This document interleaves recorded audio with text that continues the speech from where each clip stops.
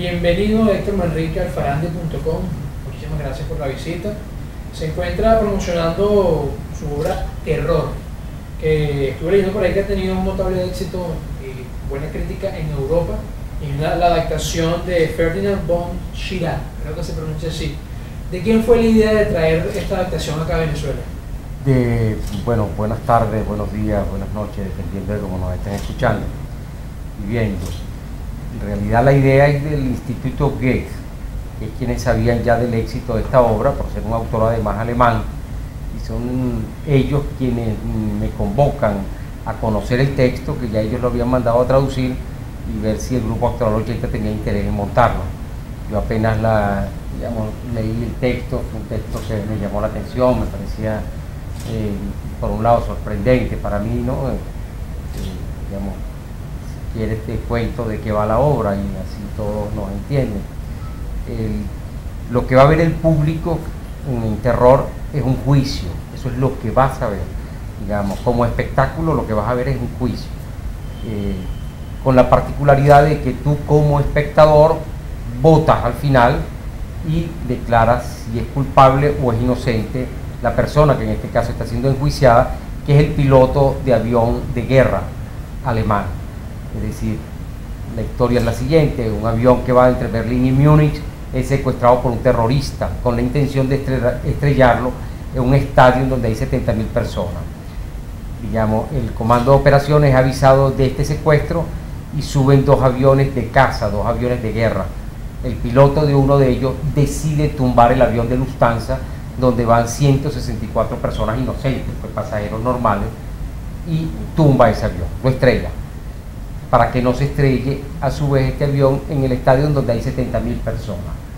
Entonces este piloto es enjuiciado. Lo que ve el público es este juicio y al final votas, lo declara o inocente o culpable. Bueno, me está comentando que el público participa en la trama de la obra. ¿Cómo ha sido la receptividad de todo el público que ha asistido a la obra?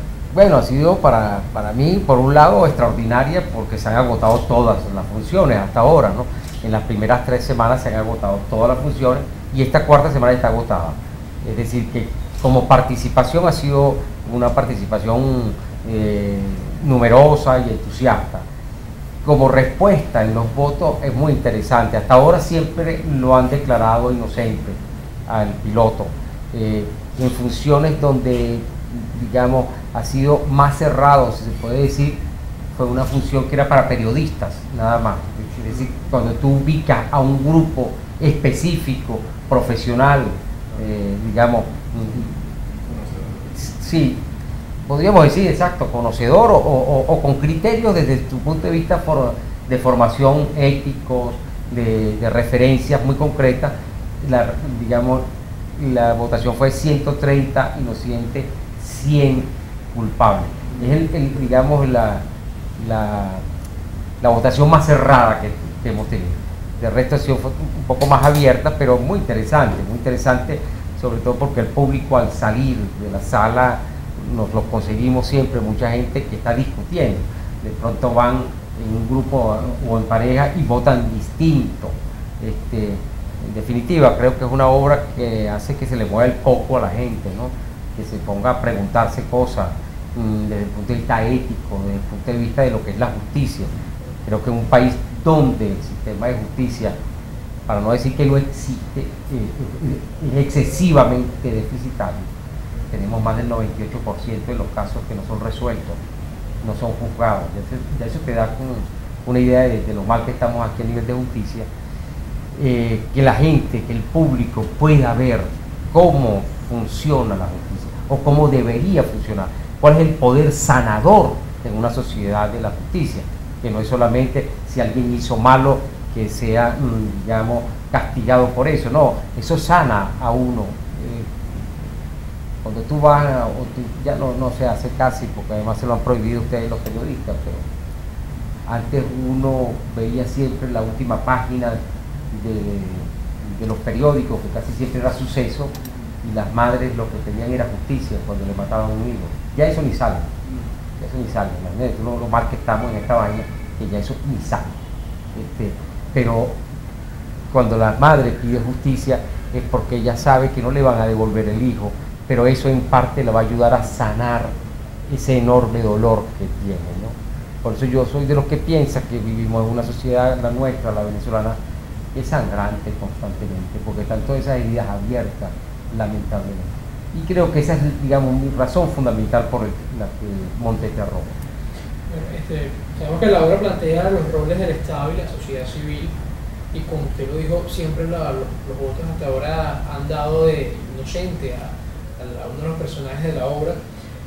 ¿Ha habido alguna anécdota particular en estas 3 semanas que se ha estrenado la obra? El comentario se va a relucir porque tuve la oportunidad de escuchar una entrevista de radio en su promoción del monólogo de Sangre del Diván, la interpretación del doctor Edmundo Chirinos, donde usted agarró el celular de alguien del público y lo lanzó contra la pared.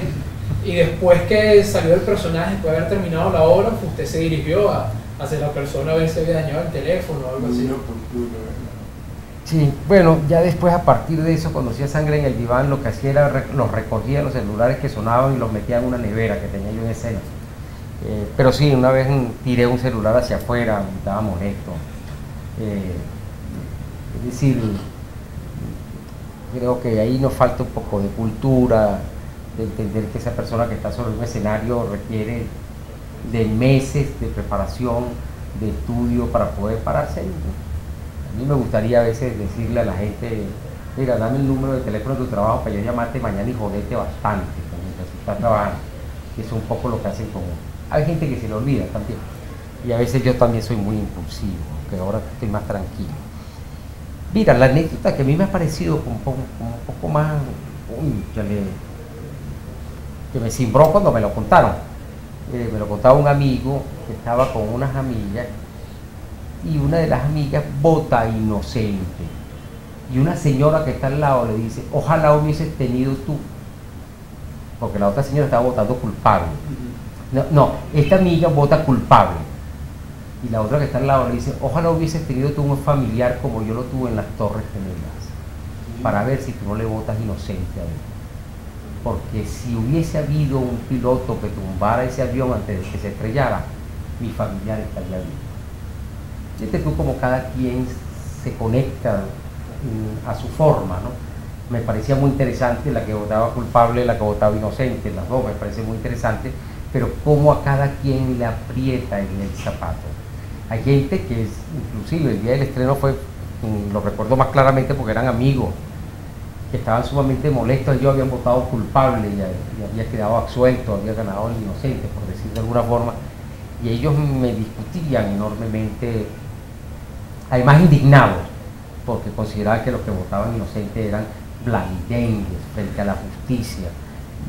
Yo la verdad no lo sé, porque cada quien tiene, creo que la obra se mete en esos intríngulis mentales de cada uno de nosotros, ¿me entiendes? Y creo que a mí lo que más me interesa es un poco que pase eso, ¿no? Porque habla desde el punto de vista de cómo incluso hemos sido formados, ¿me entiendes? En esa votación se reflejan tus valores. No es que si tú votas inocente es malo, o si votas culpable es malo, no, pero ahí se nota, ¿me entiendes? Tus formas de pensar, de asumir la realidad. Y eso a mí me parece muy interesante. Hablando desde el punto de vista, si usted fuese el público, ¿votaría inocente o culpable?